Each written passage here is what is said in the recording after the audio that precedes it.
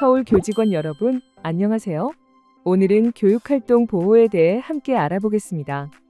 교육활동 보호는 학생, 교직원, 보호자 모두가 상호 존중하고 협력하는 교육 공동체로 가는 길로 매우 중요합니다. 이 시간에는 교직원 여러분이 교육활동 보호 박물관역에서 승차하여 교육활동 보호의 중요성과 내용에 대해 상세하게 알아보겠습니다. 교직원 여러분뿐만 아니라 교육활동 보호 도서관역에서 승차한 학생들, 교육활동 보호 가족 숲공원역에서 승차한 보호자분들도 교육활동 보호에 대해서 학습하고 중앙에 있는 교육활동 보호역에서 다 함께 만나게 될 것입니다. 그럼 교육활동 박물관역에서 승차하여 최종 목적지인 교육활동 보호역으로 출발해 보겠습니다. 교육활동 보호 박물관 안내입니다. 이번 시간 교육활동 보호 박물관의 총 7개 관을 관람하시며 교육활동 보호 및 서울특별시 교육청의 지원 내용에 대해 상세하게 알아보겠습니다. 먼저 1관 교육활동 보호의 중요성에 대해서 알아보겠습니다. 교육활동 보호가 필요한 이유는 무엇일까요? 교사는 안정적인 수업 진행을 보장받아야 할 수업권이 있으며 학생에게는 차분한 수업 환경에서 배움의 권리를 보장받아야 하는 학습권이 있습니다. 또한 보호자에게는 자녀가 건강한 환경에서 배움과 성장을 이룰 권리가 있습니다. 교육활동 보호는 이러한 학교 구성원 모두의 권리를 지키며 교육의 질을 높이는 열쇠입니다. 교육활동 보호가 교육 공동체의 권리를 지키며 교육의 질을 보장하는 중요한 열쇠이기 때문에 이를 위한 법이 강화되었습니다. 흔히 교권보호5법이라 불리는 교육기본법, 초중등교육법, 교원지휘법, 유아교육법, 아동학대처벌법에서 교육활동 보호를 위한 내용들로 개정되었습니다. 예를 들어 교원의 정당한 생활지도는 아동학대로 보지 않도록 규정하고 조사나 수사 과정에서 교육감의 의견 제출 의무 부여 등을 명시하고 있습니다. 다음 장에서 더 자세히 살펴보겠습니다. 교육기본법 제13조에서 부모 등 보호자는 자녀 교육에 관하여 의견을 제시할 수 있고 학교는 그 의견을 존중하여야 합니다. 보호자도 마찬가지로 교원과 학교가 전문적인 판단으로 학생을 교육 지도할 수 있도록 협조하고 존중하여야 한다고 명시하고 있습니다. 초중등교육법 제16조에 오는 보호자의 의무 조항을 신설하여 보호자의 교직원 또는 다른 학생의 인권 침해 행위 금지, 교원의 생활지도 존중 및 교육활동 협력의 의무를 명시하고 있습니다. 초중등교육법 제20조와 제20조의 3에서 민원 처리 및 교원의 개인정보 보호를 위한 학교의 역할을 명시하고 있습니다. 초중등교육법 제20조의 2에서는 학생 생활 지도와 관련하여 학교와 교원의 역할과 중요성을 명시하며 교원이 교육활동을 위해 필요한 경우 법령과 학칙으로 정하는 바에 따라 학생을 지도할 수 있음을 명확히 하였습니다. 초중등교육법 제20조의 4와 제20조의 5에서 학생을 일시적으로 분리하여 개별적으로 교육 지원할 수 있다는 조항과 정당한 행위에 대한 아동복지법 적용 배제 조항을 신설하였습니다. 교원지휘법 제17조에서는 정당한 학생생활 지도행위로 아동학대에 신고되어 조사 또는 수사가 진행되는 경우 해당 사안에 대해 교육감 의견을 제출해야 하는 의무를 부여하였습니다. 다음은 이관에서 교육활동 침해 행위에 대해 알아보겠습니다. 교육활동 침해 행위의 개념에 대해 알아보겠습니다. 교원의 지위 향상 및 교육활동 보호를 위한 특별법은 약칭으로 교원지휘법이라고 합니다. 이 법률에서는 교육활동에 대한 보호를 강화하여 교원의 지위를 향상시키고 교육 발전을 도모하고자 기존에 사용하던 교권 침해 행위라는 용어 대신 교육활동 침해 행위라는 용어로 명시하였습니다. 교육활동 침해 행위란 고등학교 이하 각급 학교에 소속된 학생 또는 그 보호자 등이 교육활동 중인 교원에 대하여 범죄 행위나 부당한 간섭 행위를 하는 것을 의미합니다. 교육활동 침해 행위의 주체는 학생 또는 그 보호자 등이며 여기서 보호자란 침해 학생의 학부모, 학생 및 학부모의 형제 자매, 친인척, 지인 등이 해당됩니다. 교육활동 침해 행위의 대상은 교육활동 중인 교원이며 여기서 교원은 유아교육법 및 초중등교육법에 따른 국공사립학교 선생님이 해당됩니다. 그렇다면 교육활동 중이란 언제를 말하는 것일까요? OX 문제를 풀어보면서 교육활동 중의 의미를 알아봅시다. 1번 학교 시간에 핸드폰을 하며 계단을 내려가는 학생을 지도하는 경우. 2번 수학여행 또는 현장 체험 학습을 인솔하는 경우. 3번 학부모 상담 주간에 상담 활동을 하는 경우. 4번 퇴근 후 학부모의 전화를 받아 유선으로 상담을 하는 경우. 5번 학생 선수를 인솔하여 체육대회에 참가하는 경우. 6번 학교폭력 책임교사가 사안 조사를 위해 보호자를 면담하는 경우. 모두 교육활동에 해당합니다. 교육활동 중이란 학교의 교육과정 또는 학교장의 교육계획에 따라 학교 안팎에서 행해지는 수업, 상담, 생활지도, 등하교 및 각종 행사, 대회 등을 의미합니다. 따라서 교사로서 정당한 모든 순간이 교육활동이라고 말할 수 있습니다. 하지만 교사로서 상식적으로 통용될 수 없는 정당하지 않은 상황에 대해서는 교육활동 중으로 인정되지 않은 사례도 있습니다. 교육활동 중의 의미를 사례로 살펴보겠습니다. 퇴근 시간 이후 학부모가 교원의 개인 휴대폰으로 연락하여 자녀에 대한 학업 상담을 하던 중 교원에게 폭언을 하고 반복적으로 부당한 요구를 하는 경우, 이를 교육활동 중인 교원에 대한 행위로 볼 수 있을까요? 네, 교육활동 중으로 볼 수 있습니다. 퇴근 후 학생, 학부모와 학업 및 생활지도 등과 관련한 상담을 하였다면 교육활동 중으로 볼 수 있습니다. 다음은 교육활동 침해 행위의 유형을 알아보겠습니다. 교육활동 침해 행위의 유형에는 교육활동 중인 교원에게 행하여지는 행위 중 폭행, 상해, 협박 등 형사처벌 대상으로 규정한 범죄 행위와 악성 민원, 성희롱, 생활지도 불응, 교육활동 무단 녹화 및 무단 녹음 등 교원의 교육활동을 부당하게 간섭하거나 제한하는 행위가 포함됩니다. 교육활동 침해 행위의 유형별 개념 및 사례를 구체적으로 살펴보겠습니다. 먼저 상해, 폭행은 교원의 신체의 유형력을 행사하는 행위입니다. 교육활동 중 학생이 책걸상을 발로 차서 교원이 다쳤거나 다칠 수 있는 상황이라면 상해 및 폭행에 해당될 수 있습니다. 협박은 교원 입장에서 발생 가능한 것으로 인식되는 구체적인 해악을 말하는 행위입니다.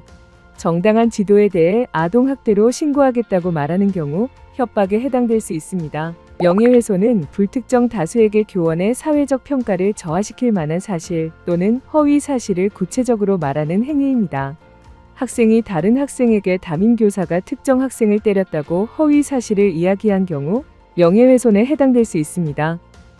모욕은 불특정 다수에게 교원의 사회적 평가를 저하시킬 만한 판단이나 경멸적 감정을 표현하는 행위입니다. 수업 시간 중 학생이 교원에게 욕설을 하는 경우 모욕에 해당될 수 있습니다. 손괴는 교원의 물건 또는 전자기록 등을 망가뜨리는 행위입니다. 학생이 교원에게 반항하며 교사가 소지한 출석부, 서류 등을 찢어버리는 경우 손괴에 해당합니다. 성범죄는 강간, 강제추행, 성희롱, 성적 목적을 위한 다중이용 장소 침입, 카메라 등을 이용한 무단 촬영 행위 등을 말합니다. 교원의 의사에 반하여 어깨를 주무르는 경우, 계단을 오르는 교원의 치마 속을 촬영하거나 교사의 사진 파일에 타인의 사진을 합성하는 경우는 성범죄에 해당될 수 있습니다. 다음으로 공무방해는 적법하게 직무를 집행하는 공무원에게 폭행, 협박, 위계로서 직무집행을 방해하는 행위입니다. 공립학교 학생 보호자가 교실로 찾아가 자녀 담당 교원에게 세상 좁은데 밤길 조심해라고 말하는 경우 공무방해에 해당될 수 있습니다. 업무방해는 허위 사실을 유포하거나 위계 또는 위력으로 교원의 정당한 업무를 방해한 행위입니다. 사립학교 학생 보호자가 교실로 찾아가 자녀 담당 교원에게 낙하산으로 들어온 너는 수업할 자격이 없다며 교사의 수업을 방해하는 경우 업무방해에 해당될 수 있습니다. 무고는 교원이 형사, 징계 처분을 받게 할 목적으로 공무소 등의 허위 사실을 신고하는 행위입니다. 학생이 교원으로부터 폭행을 당한 사실이 없음에도 교사의 처벌을 요구할 경우 무고에 해당됩니다. 불법 정보 유통 행위는 컴퓨터 등의 기술을 이용하여 비방 목적으로 교원의 명예훼손 내용을 적시 또는 불안감 유발하는 내용을 반복적으로 상대방에게 도달하도록 하는 행위입니다. 보호자가 교원에게 인스타그램 다이렉트 메신저를 통하여 불안감을 주는 메시지를 반복적으로 보내는 경우 불법 정보 유통행위에 해당됩니다. 이외에도 목적이 정당하지 아니한 민원을 반복해서 제기하는 행위, 교원의 법적 의무가 아닌 이를 지속 강요하는 행위. 정당한 생활 지도에 불응하여 의도적으로 교육을 방해하는 행위. 그 밖에 학교장이 교원의 전문적 지위나 신분에 영향을 미친다고 판단하는 행위는 모두 교육활동 침해 행위에 해당합니다. 이번에는 교육활동 침해 행위 유형에 대해 Q&A를 통해 더 자세히 살펴보겠습니다. 교원에 대해 아동학대 고소와 민원을 예고한 것이 협박이 될 수 있나요? 아동학대 행위가 명백히 아닌데도 형사 고소나 민원을 제기하겠다고 교원에게 공포심을 주는 것은 협박에 해당할 수 있습니다. 반면 교원의 아동학대 행위가 있었다면 이에 대해 형사 고소나 민원을 제기하는 것은 피해자의 정당한 권리 행사의 일환으로서 법적으로 보장된 것이므로 위법하지 않습니다. 그러므로 교원의 아동학대 행위 여부에 대한 판단이 선행되어야 합니다. 교원에 대하여 고의로 한 행위가 아닌 경우에도 교육활동 침해 행위로 볼 수 있나요? 교육활동 침해 행위는 교육활동 중인 교원에 대한 고의로 한 행위여야 합니다. 만약 교원에 대한 행위가 아니거나 고의로 한 행위가 아니라면 교육활동 침해 행위가 아닙니다. 예를 들어 창밖에 쓰레기를 던졌는데 우연히 그 창밖 근처에서 교육활동 중인 교원이 맞은 경우 폭행의 고의가 인정되지 않으므로 교육활동 침해가 아닙니다. 하지만 화가 난 학생이 물건을 마구 발로 차서 교육활동 중인 교원이 맞았는데 학생의 행위 형태와 당시 상황 등을 고려할 때 자신이 물건을 차면 그 물건이 날아가 교원이 물건에 맞을 가능성을 인식하고 그 결과를 용인하는 의사가 있었을 경우 교원에 대한 미필적 고의가 인정되므로 교육활동 침해에 해당됩니다. 교사에게 전화로 욕설을 한 경우 모욕죄로 처벌이 가능한가요? 전화통화 중 욕설은 1:1 대화 중이므로 모욕죄의 공연성의 요건에 해당되지 않아 형법상 모욕죄로는 처벌이 불가능합니다. 다만 전화라는 정보통신망을 이용해 공포심이나 불안감을 유발하는 메시지를 반복적으로 전송하여 불안감을 느끼게 하는 경우 정보통신망 이용 촉진 및 정보보호 등에 관한 법률 위반에 해당될 수 있습니다. 교원의 사진을 성적 수치심을 유발할 수 있는 형태로 합성한 경우에는 모욕죄로 처벌이 가능한가요? 교원의 사진을 성적 수치심을 유발할 수 있는 형태로 합성한 경우에도 모욕죄가 성립할 수 있습니다. 경우에 따라 성폭력범재처벌법에 따른 성폭력범죄 행위도 성립할 수 있습니다. 교사의 지도에 불만을 품은 보호자로부터 죽여버리겠다, 가만두지 않겠다 라는 문자를 의뢰받은 경우 정보통신망법 위반에 해당될 수 있나요? 일회성 또는 비연속적인 단발성으로 불안감을 조성하는 내용의 문자를 발송한 경우에는 정보통신망법 위반에 해당하지 않습니다. 다만 불안감을 조성하는 문자 내용이 공포심을 불러일으킬 수 있는 내용이며 구체적인 경우에는 형법상 협박에 해당될 수 있습니다. 보호자가 학생과 교사 간에 있었던 사안을 구체적으로 파악하지 못하고 교사에게 항의성 발언을 하는 것도 부당한 간섭이나 교육활동 침해에 해당되나요? 보호자는 학생에 대하여 학교의 의견을 제시할 수 있는 권리가 있으므로 보호자의 이해, 제기 및 의견 제시는 정당한 권리 행사이므로 무조건 교육활동 침해라고 할 수는 없습니다. 다만 이러한 과정에서 구체적인 사실관계 파악 없이 교사에게 모욕적인 행동이나 폭력적인 행동 등 별도의 교육활동 침해 행위를 하였다면 교육활동 침해에 해당될 수 있습니다. 3관에서는 교육활동 침해 예방에 대해 알아보겠습니다. 교육활동 침해 예방 교육은 학생, 교직원, 보호자를 대상으로 연 1회 이상 의무적으로 실시해야 합니다. 학교 여건을 고려하여 자율적으로 실시하되 학년 초 또는 학기 초를 권장하고 있습니다. 학부모 총회 및 가정통신문을 활용하여 보호자 예방 교육을 실시하거나 교육활동 보호를 다짐하는 교육 3주체의 공동선언문을 작성할 수도 있습니다. 등하굣길 캠페인을 운영하거나 학생 대상 예방 교육 자료를 활용하여 토론 및 역할극 등 다양한 방식으로 교육활동 침해 예방 교육을 운영할 수 있습니다. 교육활동 침해 예방을 위한 환경 조성에 대해 알아보겠습니다. 교육청은 교육활동 보호 업무 담당자의 역량을 강화하고 학교로 찾아가는 교육활동 침해 예방 교육을 운영합니다. 또한 교육활동 보호 전담 변호사를 배치하여 교육활동 침해 교원 및 학교를 지원하고 있습니다. 단위 학교에서는 우리 학교 변호사, 1교 1변호사 제도를 활용하고 교육활동 보호를 위한 학교 민원 대응 체계를 구축하여 운영하고 있습니다.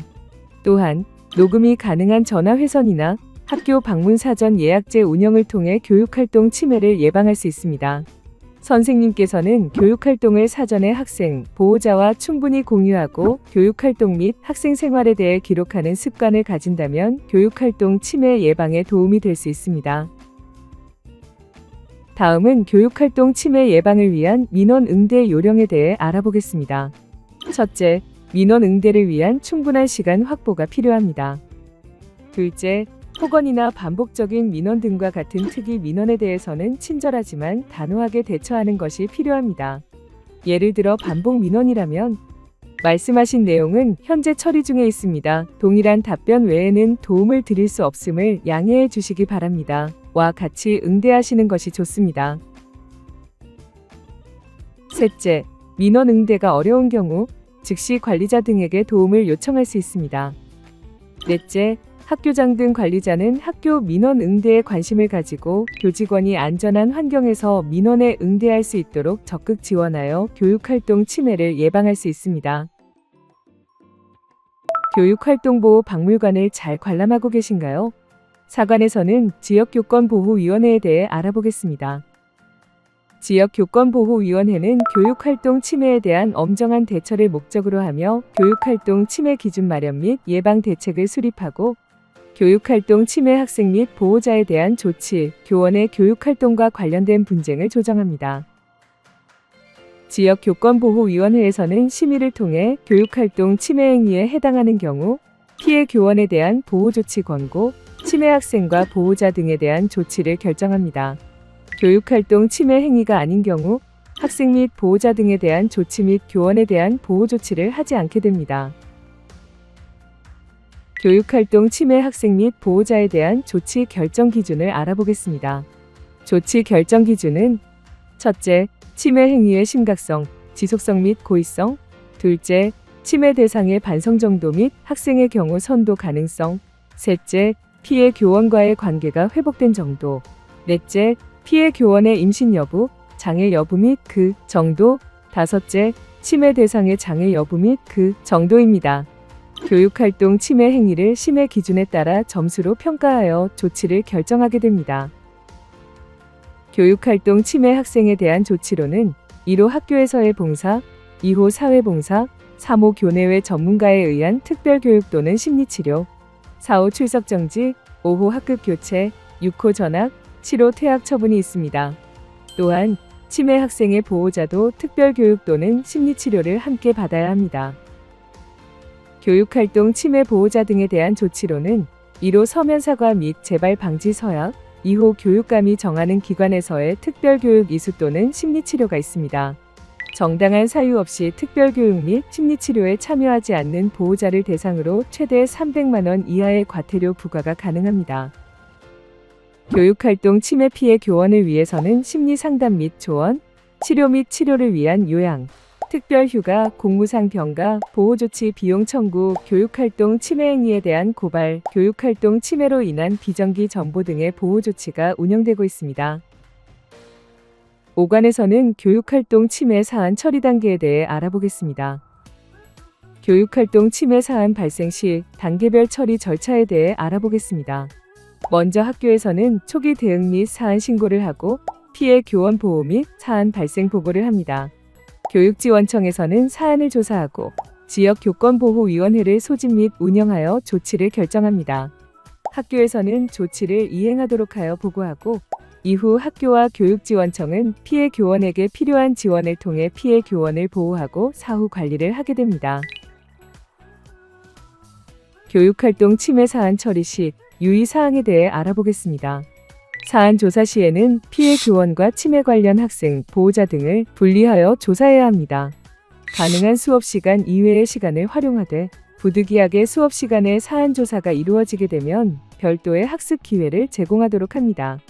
교권보호위원회의 조치 결정 전까지는 침해 관련 학생 보호자 등의 용어를 사용하며 피해 교원과 침해 관련 학생 및 보호자 등에게 의견 진술의 기회를 제공하여야 합니다. 동일한 사안에 대하여 재심 성격의 교권보호위원회는 개최할 수 없습니다. 절차에 맞는 사안 처리를 통해 선생님을 보호할 수 있습니다. 사안 발생 시 단계별 처리 방안에 대해 알아보겠습니다. 1단계인 초기 대응 및 사안 신고 단계에서는 업무 담당자의 신속하고 적극적인 개입이 중요합니다. 침해 관련 학생의 보호자에게 연락하고 사안 신고를 접수받아 24시간 이내 교육지원청으로 신고해야 합니다. 범죄 행위의 경우 경찰에 신고하고 특별한 경우를 제외하고는 침해 관련자와 피해 교원을 즉시 분리시키고 피해 교원 보호 조치를 실시합니다. 2단계는 사안 발생 보고로 5일 이내 관할 교육지원청에 사안 발생 보고를 해야 합니다. 교육지원청의 사안 조사 단계에서는 피해 교원 및 침해 관련 학생 및 보호자의 관련 자료 조사 및 면담이 이루어집니다. 이를 통해 교육활동 침해 행위 여부를 확인 및 점검하고 조치가 필요하다면 조치 보고서를 작성합니다. 4단계에서는 사안 발생 21일 이내에 지역교권보호위원회가 소집되며 조치 보고서와 당사자의 진술을 바탕으로 침해 관련 학생 및 보호자 등에 대한 조치, 피해 교원 추가 보호 조치 권고, 분쟁 조정 등을 의결합니다. 마지막 단계는 사안 종결 단계입니다. 지역교권보호위원회 심의 결과 통지 및 조치 이행이 완료되면 사안이 종결되며 피해 교원 심리치료 등 지원 및 재발 방지 조치, 추수 지도가 이루어지게 됩니다. 교육활동 침해 사안 처리 시 유의 사항을 알아보겠습니다. 교육활동 침해 학생에 대하여 서면 사과, 권고 전학 등 법률에 규정되지 않은 조치를 할 수 없습니다. 규정 외에 임의로 어떠한 조치를 강제해서는 안 됨에 유의하시기 바랍니다. 다음은 교육활동 보호를 위한 지원에 대해 알아보겠습니다. 서울특별시 교육청에서는 교육활동 보호를 위해 교육활동보호 긴급지원팀 3119, 법률지원, 교원 치유지원, 교원 안심공제 등을 지원하고 있습니다. 서울특별시 교육청에서는 교육활동 보호를 위해 각 교육지원청별 교육활동보호 긴급지원팀 3119를 구성하여 운영하고 있습니다. 교육활동 침해 상황, 교원 대상 아동학대 신고 상황, 부당한 민원 발생, 기타 지원 필요 상황 시 샘 119로 지원 요청을 하시면 교육지원청 담당자와 교육활동보호지원단이 연계, 협력하여 학교에 필요한 부분을 지원해드립니다. 구체적으로 살펴보면 샘 119는 이럴 때 신청할 수 있습니다.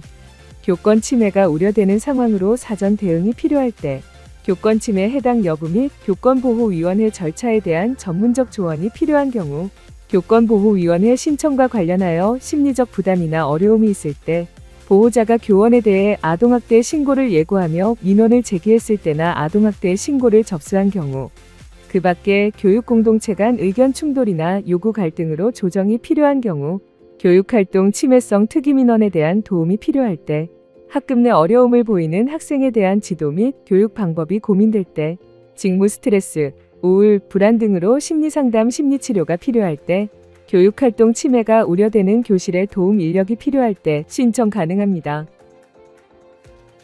서울시 교육청 교육활동보호 카카오톡 채널을 통한 온라인 신청 또는 교육지원청별 샘 119 대표전화 02-1359로 유선 신청이 가능합니다.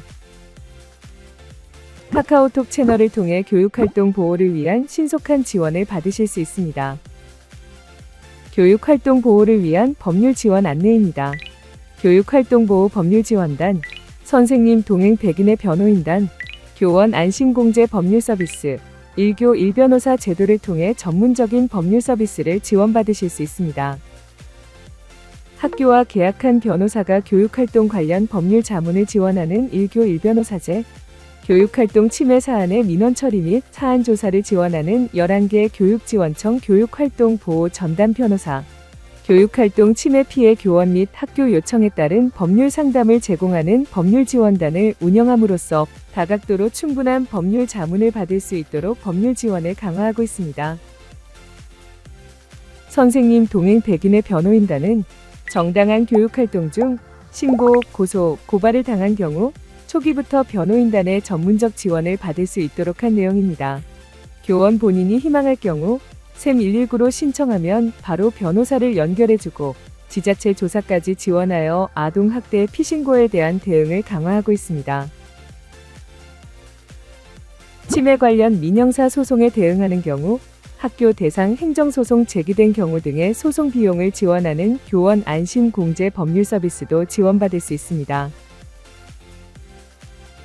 서울특별시 교육청에서는 교원의 치유를 지원하는 선생동행 프로그램을 운영하고 있습니다. 선생님 마음 회복을 위한 동행이라는 뜻의 선생동행 프로그램은 소진 교원에 대한 예방 지원, 사안 발생 교원에 대한 긴급 지원, 피해 교원에 대한 복귀 지원, 위기 교원에 대한 집중 지원으로 구성되어 선생님과 처음부터 끝까지 함께하는 치유를 지원합니다. 예방 지원, 긴급 지원, 복귀 지원, 집중 지원을 위한 개인 심리 상담을 맞춤형으로 지원받으실 수 있습니다. 또한 교육활동 침해 피해가 있거나 교원의 스트레스나 소진 등으로 심리 회복이 필요한 학교로 찾아가는 맞춤형 회복 지원도 받으실 수 있습니다. 교직 스트레스 심리적 소진을 겪고 있는 교원, 교육활동 침해 피해 교원 등의 심리 치유와 자기돌봄을 위해 집단 상담 지원을 받으실 수 있습니다. 교원의 심리 치유와 성장을 위해 개인 내적, 외적 대화 방식을 살피고 교육과 연습을 통한 의사소통 역량 강화 교육도 지원하고 있습니다. 매월 10일 업무 포털 게시를 통해 마음챙김 데이를 운영하여 교원들의 마음 건강 체크를 지원하고 있습니다. 교원 맞춤형 심리검사 지원은 교원 직무 특성을 반영한 검사 도구를 활용하여 교원의 마음 건강, 직장 건강, 생활 습관, 트라우마 정도 보호 요인을 조기에 파악하여 치유 프로그램 등 적절한 도움을 받을 수 있습니다. 교원 안심공제는 서울특별시 교육청이 전액 예산을 출자하여 학교안전공제회에 위탁하여 실시하는 교육활동 보호 제도로 맞춤형 컨설팅, 분쟁 조정 지원, 피해 교원 상담 및 치료비 지원, 소송비 지원, 피해 비용 지원, 교원 힐링 캠프 운영 지원 등을 주요 내용으로 운영되고 있습니다. 교원 안심공제 주요 지원 내용은 각 신청 절차에 따라 학교안전공제회의 심의를 거쳐 서비스가 지원됩니다. 많은 선생님들께서 우려하시는 사항이 아동학대 신고 관련입니다. 만약 아동학대 신고를 당했다면 어떤 도움을 받을 수 있는지 살펴보겠습니다. 개정된 법률과 고시로 교원의 정당한 교육활동에 대한 보호를 강화하였습니다. 서울특별시 교육청에서는 무분별하게 아동학대 신고를 당하는 선생님을 위한 지원도 강화하였습니다. 교육지원청 학교생활교육과에 연락하여 지원 방법과 절차에 대한 안내를 받을 수 있고 정당한 교육활동과 관련하여 교육감 의견서를 제출하고 있습니다. 또한 샘119 선생님 동행 백인의 변호인단을 통해 상담, 제출용 의견서, 수사기관 동행까지 지원받을 수 있습니다. 7과는 사례 공감입니다. 다양한 사례에서의 대처 방안에 대해 알아봅시다. 선생님의 전문적 지휘와 교육활동은 존중받아야 합니다. 다양한 사례에서 어떻게 대처해야 하는지 함께 공감하여 알아보겠습니다. 퇴근 후 반복되는 보호자의 전화와 항의를 어떻게 대처해야 할까요? 이는 정보통신망을 통한 명예훼손, 사생활 침해, 악성 민원에 해당합니다. 관리자에게 상황을 보고하고 전화통화 기록과 카페 글을 캡처 후 보관하고 학부모와 대면 상담 시 관리자 또는 동료 교사의 입회 요청도 가능합니다. 또한 교육청 샘119 또는 학교 전담 변호사 연계를 요청할 수 있습니다. 수업 중 지속적인 방해와 무단 촬영이 있었습니다. 어떻게 대처해야 할까요? 이는 수업 방해, 무단 촬영 시도, 정당한 생활 지도 불응에 해당합니다. 즉시 휴대폰 사용을 제재하여 분리 보관하고 보호자에게 연락합니다. 행동 특성 누가 기록 등의 관련 사안을 기록해 두고 교사 개인의 단독 지도보다 학년, 학교 단위 공동 생활 지도가 교육 활동 보호에 효과적일 수 있습니다.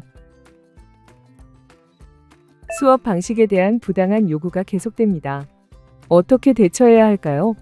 이는 교사의 전문성 침해, 교육활동 부당 간섭에 해당합니다. 학급 운영계획서에 수업 운영 원칙을 명시 후 공유해주세요. 상담 내용을 날짜 포함하여 교사 업무 일지, 나이스 행동 발달 누가 기록에 기록해 두시면 좋습니다. 민원 누적 시 관리자와 동석 면담을 요청하여 공동으로 대처하실 수 있습니다. SNS에 허위 사실이 게시되어 논란이 확산되고 있습니다. 어떻게 대처해야 할까요? 이는 허위사실 유포에 의한 명예훼손에 해당합니다. SNS 게시물은 캡처하시고 관리자에게 보고하세요. 학급 전체 대상 사이버 폭력 예방 교육 및 온라인 소통 예절 교육을 실시합니다. 해당 보호자와 단독 대응은 지양하고 관리자 또는 동료 교사와 동석 상담을 요청하실 수 있습니다. 통지표를 확인한 보호자가 학교생활기록부 수정을 요구합니다. 어떻게 대처해야 할까요? 이는 교육활동에 대한 과도한 요구 및 부당한 간섭에 해당합니다.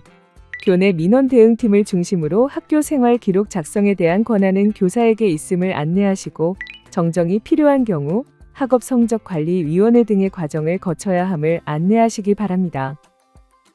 마지막 8과는 우리의 약속입니다. 모두가 행복한 교육활동 보호를 위해 교직원으로서 약속합시다. 동료 교직원은 학교 내에서 학생들의 원활한 교육활동을 위하여 서로 협력하고 지원하는 핵심 주체로서 다음과 같이 약속합니다. 일상 업무 중에 상호 존중의 언어 생활을 항상 실천합니다. 교육활동 침해 사안이 발생하였을 때는 즉시 학교 업무 담당자 등에게 알리고 상황이 악화되지 않도록 필요한 조치를 진행합니다. 교육활동 침해 사안이 발생한 경우 현장에서 즉시 피해 교원을 분리 보호 조치하고 지원합니다. 성과 관련된 올바른 인식을 바탕으로 다른 사람에게 성적인 언동을 하지 않도록 주의합니다. 평소 협력적, 수평적 관계 형성을 통하여 상호 존중하는 문화 속에서 문제 해결이 될 수 있도록 노력합니다. 우리의 약속하기로 교육활동 보호 박물관역 관람이 모두 완료되었습니다. 오늘 교육 내용을 잘 기억하시고 교육활동보호역에서 학생, 보호자와 함께 반갑게 만나시기 바랍니다. 수고 많으셨습니다.